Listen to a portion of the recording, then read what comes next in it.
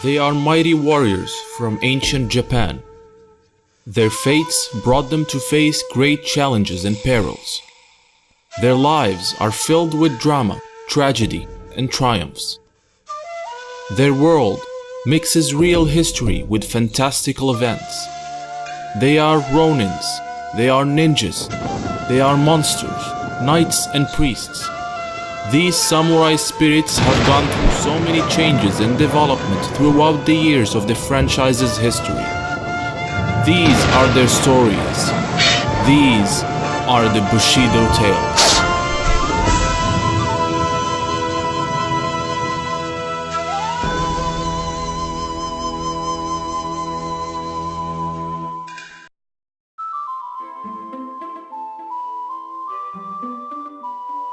Samurai Shodown has a number of prominent female fighters that are both important and badass, but none comes close to the priestess warrior Nakoruru.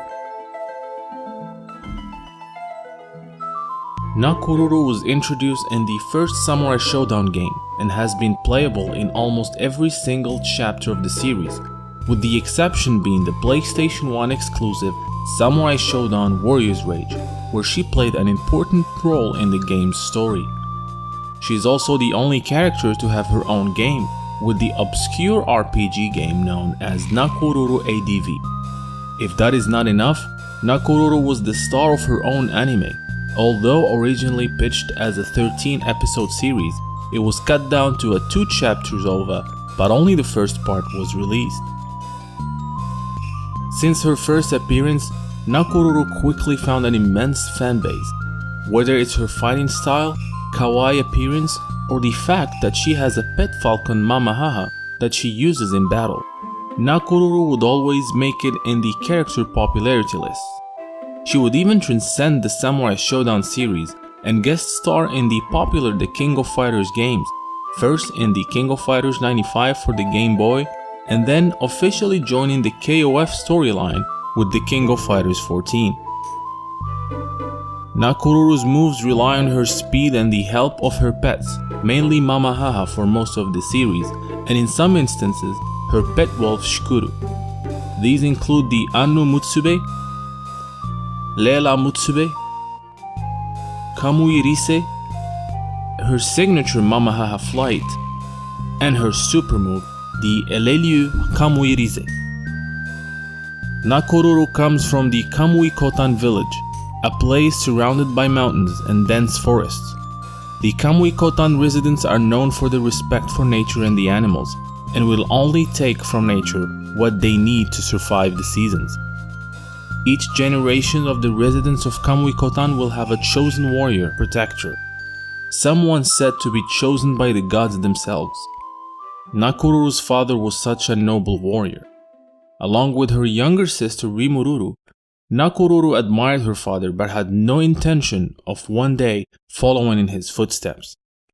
But her destiny would say otherwise. At 15 years old, while Nakoruru was playing with her sister, they both heard a scream, and moments later, her pet, the falcon Mamahaha, would come to her holding her father's bloody dagger, which will be known as the Chichiuchi. Realizing that her father is in danger, Nakoruru left her sister behind and went running into the forest to find her dad.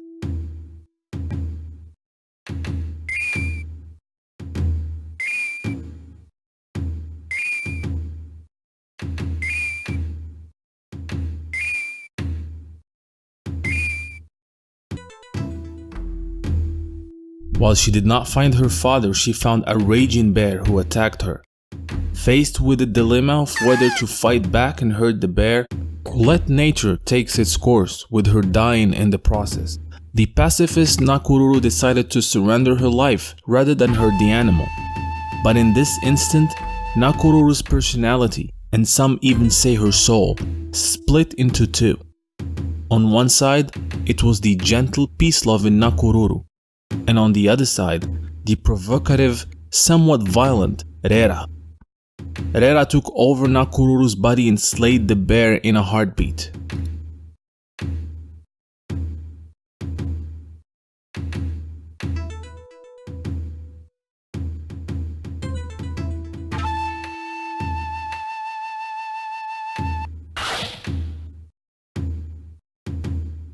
Confused, terrified, and still fearing for her dad, Nakoruru sets on a journey to find her missing father.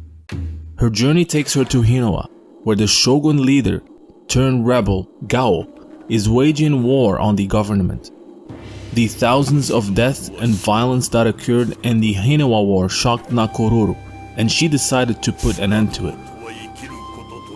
Along in her journey, she would off and on and willingly give control to Rera. She could see and speak to her other side and tries to reason with her, but Rera was unhinged and would quickly take control of Nakoruru's body when there is a fight where Nakoruru hesitates to strike an opponent. Upon Gao's defeat, and after seeing all the carnage ensued by the war, Nakoruru came to peace with Rera and accepted that sometimes fighting is necessary.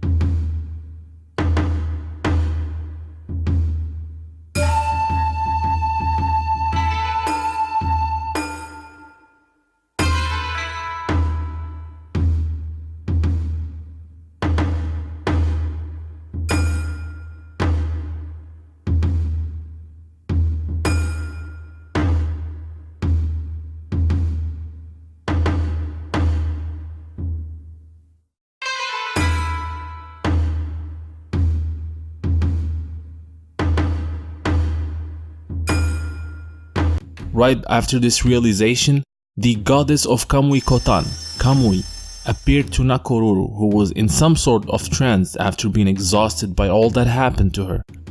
Kamui informed Nakoruru that her father is indeed deceased, and that now she will need to embrace his role as the Kamui warrior.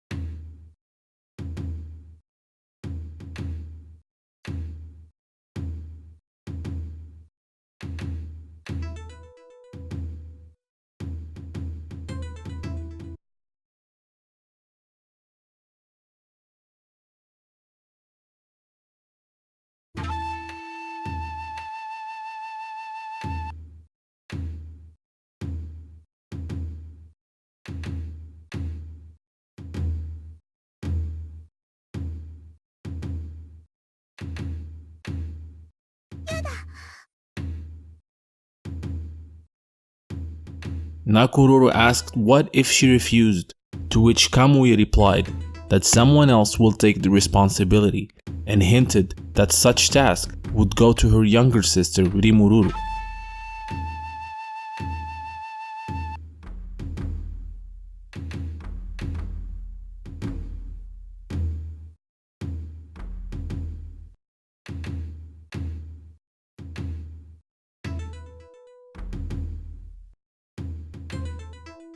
Not wanting to have her sister burdened by such role, Nakoruru accepts and takes the role and becomes the Kamui Kotan warrior priestess.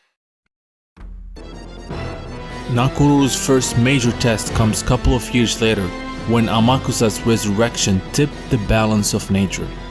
She joined with other heroic warriors like Haomaru and Galford and helped in defeating the evil Wraith. During these events, Nakoruru and Galford grew close together and started developing feelings for each other. Throughout the subsequent years, Nakoruru kept her promise as nature protector. She helped, although not directly, in defeating Zankuro, as well as the Aku Amakusa during the events of Samurai Shodown 3 and 4 respectively. Her biggest challenge, however, came when the evil Mizuki Rajoshin got closely to destroying the world and releasing the demon Ambrosia from the Makai. Nakoruru, along with Haomaru, journeyed to the frightening Makai world, and with the help of a reformed Amakusa Shiro Tokisada, stopped Mizuki and Ambrosia once and for all. But defeating Mizuki was not enough. Nature was still in turmoil, and that did not stop with Mizuki's destruction.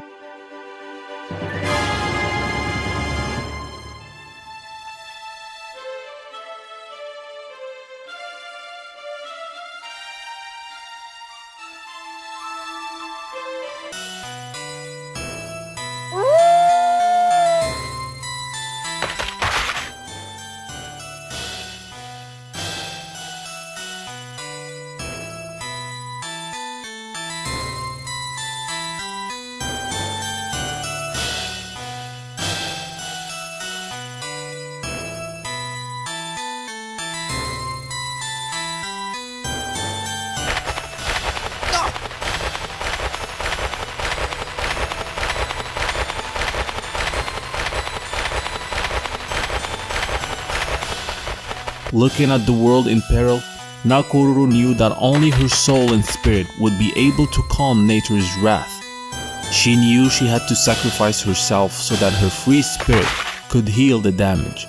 Galford, who made his feelings known to Nakoruru, tries to stop her from doing so. Nakoruru thanked him and asked him to try and understand her decision. She then sacrificed herself and died protecting nature and the world.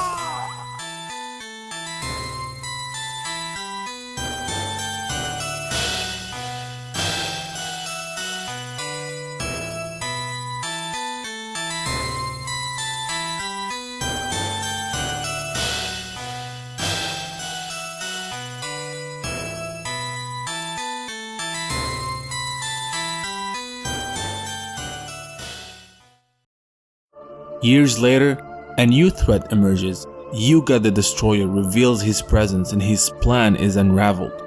As the heroes gather to take on this new threat, it was revealed that when Nakoruru sacrificed herself during the events of Samurai Shodown 2, nature protected her body as it was drained of energy and she did not die. Instead, she was in a slumber for all these years, and now that nature is in danger, she woke up and is ready to fight the good battle. When Yuga was finally defeated, first at Haomaru's hand and later at Shadow Ashura and Ashura combined might, Nakoruru went back to her slumber. Nakoruru would even transcend further as her soul gets literally fused with that of the nature and became an immortal divine spirit and as one of the Maidens of Light, with the ability to travel through time and space to prevent world-destroying disasters. During the events of Samurai Shodown Warrior's Rage, which is set many years after the previous games, Nakoruru lost the ability to protect nature through a spell by the evil Jigen Taishi from the Ritenkyo group. She enlists the help of many warriors, including her good friend Haomaru, who is now an old sword master. After the evil Oboro is destroyed, Nakoruru regains her powers and can now protect the world through space and time, which is exactly what she would do during the events of the King of Fighters 14, where she felt, across time, the threat of Verse, which prompts her to travel through time and help in ending the demon's threat, only to find out that his destruction is about to cause the resurrection of many dead warriors, some of which are true evil. Feeling that she may still be needed in the present, Nakoruru decided to stay, out of her timeline, to help the heroes. Unlike most Samurai Shodown characters, her story did not end and she still is alive in the present. What new adventures the lovable nature priestess Nakoruru is going to have, time will tell. I hope you guys enjoyed this video from the Bushido Tales series. Please don't forget to like, subscribe, and until next time, thank you for watching.